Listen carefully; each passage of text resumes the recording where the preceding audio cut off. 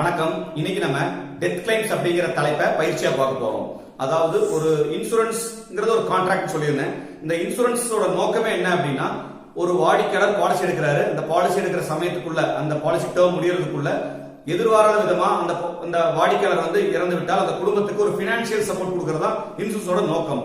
So அப்ப அந்த இறப்பு ஏற்பட்டதுக்கு அப்புறம் ஒரு கிளைம் செட்டில் பண்றோம். அதான் டெத் கிளைம் சொல்றோம், டெத் கிளைம் செட்டில்மெண்ட் சொல்றோம். சோ இந்த டெத் கிளைமை ரெண்டு கேட்டகரியா பிரிக்கிறாங்க.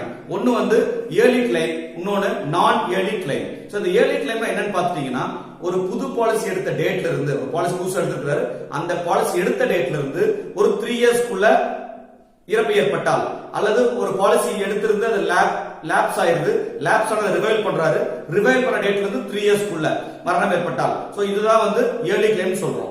இதே நான் இயர்லி கிளைம்ங்கிறது, ஒரு பாலிசி புதுசு எடுக்கிறாரு, அந்த பாலிசி எடுத்த காலத்துக்கு ஒரு 3 வருடத்துக்கு அப்புறம் ஒருவேளை இறப்பு ஏற்பட்டால், அல்லது ஒரு பாலிசி லேப்ஸ் ஆயிருக்குது, அது ரிவைவ் பண்றாரு, ரிவைவ் பண்ணதுல இருந்து ஒரு 3 இயர்ஸ்க்கு அப்புறம் இறப்பு ஏற்பட்டால், இந்த ரெண்டு சூழ்நிலையில இது நான் இயர்லி கிளைம் சொல்றோம். சோ 3 இயர்ஸ்க்குள்ள ரிஸ்க் கவரேஜ் ஆச்சுன்னா அது early claim, after 3 years risk coverage ஆச்சுன்னா அது நான் இயர்லி கிளைம்.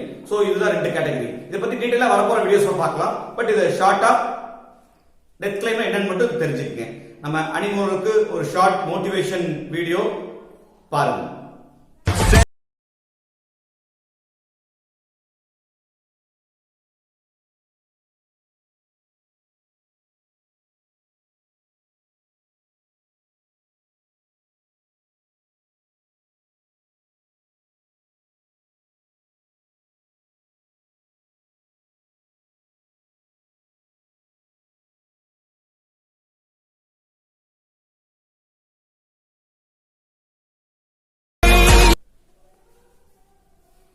சோ இந்த மோட்டிவேஷன் வீடியோ கிளிப்பிங்ஸ்ல நம்ம தெரிஞ்சுக்கிற விஷயம் ஒவ்வொரு முகவரும் வெற்றி அடையும் வரை முயற்சியை கைவிடக்கூடாது.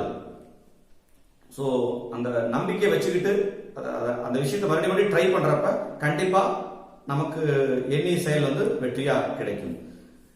வெற்றியை விட சில சமயங்களில் முயற்சிகள் அழகாக தோன்றும்.